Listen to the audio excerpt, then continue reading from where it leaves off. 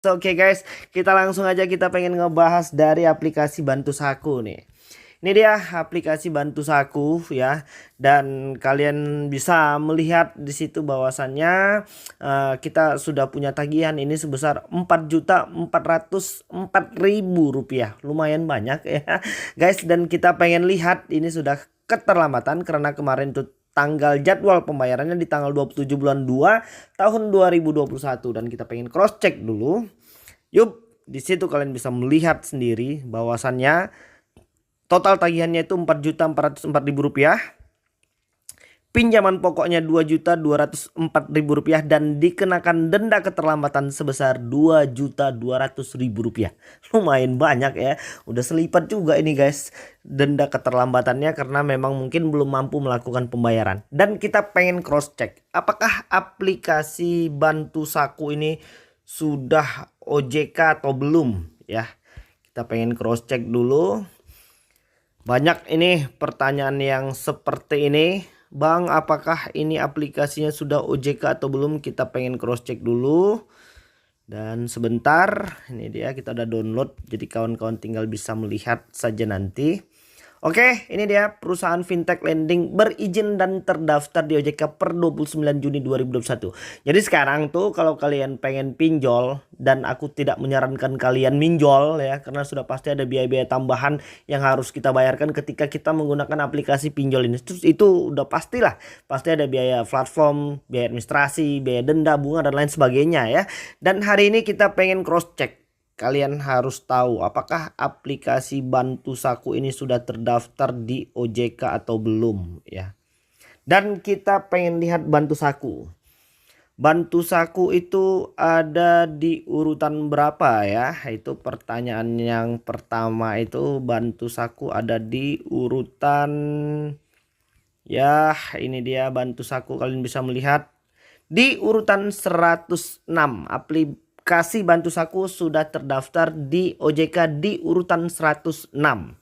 Dan pertanyaan yang selanjutnya, apakah aplikasi Bantu Saku ini sudah ada debt collector lapangannya atau tidak ya? Itu pertanyaan yang paling sering masuk ke kita. Jawabannya belum ada guys. Masih aman untuk di aplikasi Bantu Saku, belum ada debt collector lapangannya. Oke, itu untuk di aplikasi Bantu Saku. Kita pengen lanjut lagi di aplikasi kita pengen lanjut lagi untuk di aplikasi EasyCash ya. Mungkin teman-teman banyak juga yang menggunakan aplikasi EasyCash guys, atau mungkin mau cash tunaiku rupiah cepat, ada Pundi, Teman Prima, Wates dan pinjam gampang. Dan sekarang kita pengen cross check dulu untuk di aplikasi EasyCash. Ada yang pakai aplikasi EasyCash dan hari ini belum mampu melakukan pembayaran? Yuk kita simak videonya. Ini dia guys untuk di aplikasi EasyCash. Sebentar, masih loading dan kita pengen cross check. Yuk, kalian bisa melihat di situ tertotal menjadi Rp4.311.500 dengan keterlambatan selama 73 hari. Dan ini kita pengen lihat dulu rincian pembayarannya ya. Kita tengok dulu di sini, kalian bisa melihat jumlah pembayarannya itu.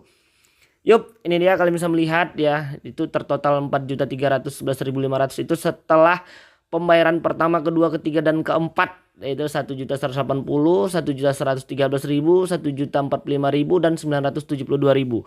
Jadi kemarin banyak pertanyaan yang masuk, Bang, bagaimana sih maksudnya pembayaran 4 kali itu di aplikasi EasyCash? Kalian bisa melihat itu biasanya itu per 2 minggu ya guys. Per 2 minggu kita tuh harus cicil.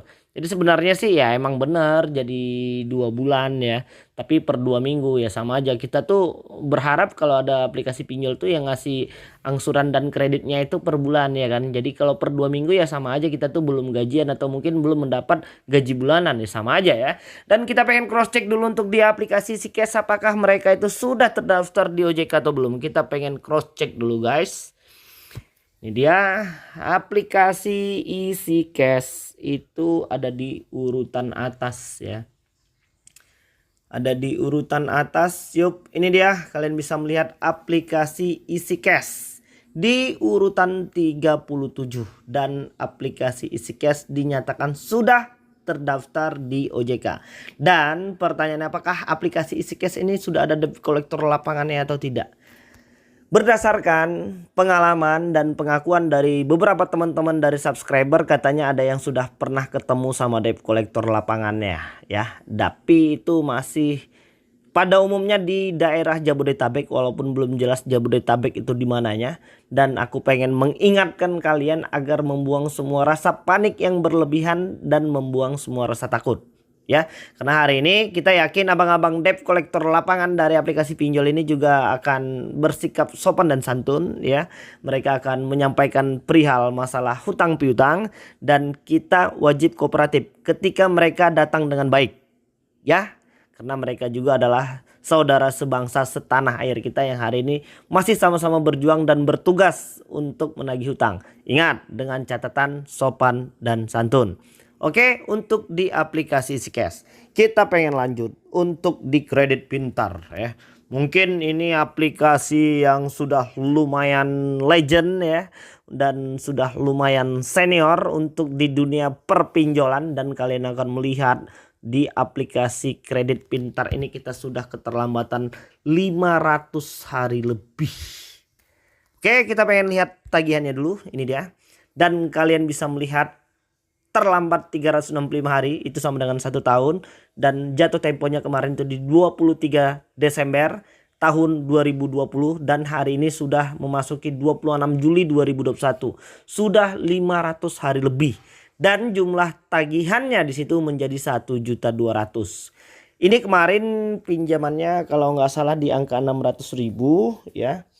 Dan kita pengen cross check dulu, kalian bisa melihat itu. Kita kemarin tuh pinjamannya 16.000, jadi total ini itu segala macam ditambah 102.000 rupiah, dan denda keterlambatan itu 498.000. Dan apakah aplikasi kredit pintar ini sudah terdaftar di OJK atau belum ya? Itu pertanyaan yang paling sering banyak masuk ke kita itu. Kita pengen lihat dulu. Untuk di aplikasi kredit pintar itu berada di urutan 20 berapa ya. Untuk aplikasi kredit pintar itu ada di urutan, ya ini dia, kalian bisa melihat di urutan 10 di bawah KTA Kilat. Untuk aplikasi kredit pintar, apakah sudah ada debt collector lapangannya atau tidak? Jawabannya ada. Tapi khususnya untuk daerah Jabodetabek.